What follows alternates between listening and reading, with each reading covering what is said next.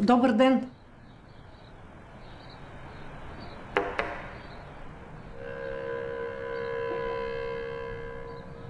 Добър ден! Извинете, Да, това нали е заложна къща? да, това е заложна къща. Извинете, не ви разбрах. Да, госпожо, това е заложна къща.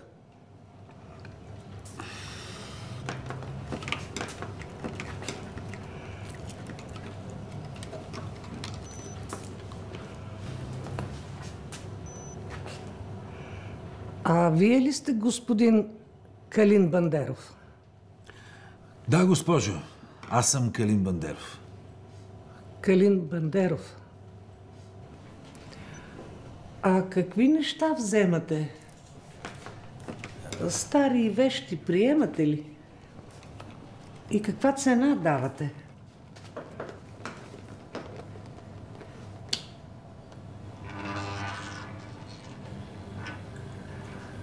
Зависи от много неща, госпожо. Но нека първо да видя за какво става въпрос. Ако дадена вещ, госпожо, е нова или в отлично състояние, ние с вас се договаряме за една сума, която съответства на реалната й цена.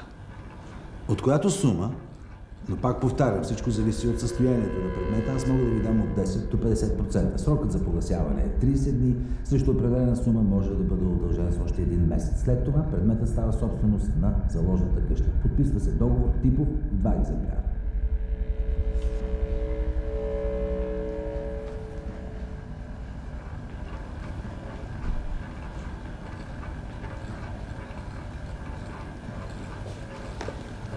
Аз тук нося едно нещо.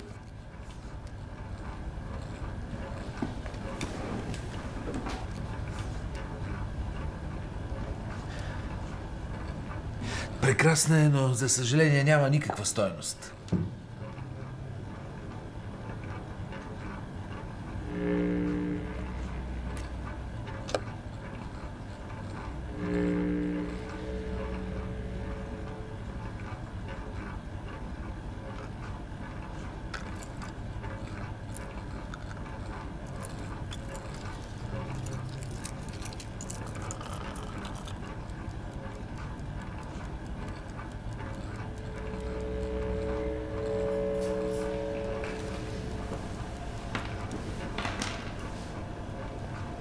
Този часовник беше на мъжа ми, а той пък го има от неговия баща.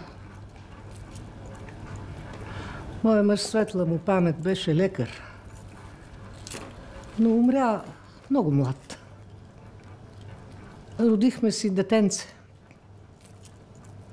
Син. Да знаете с какво достоинство го носеше. Никога не го гледаше седнал. Взираше се дълго в циферблата.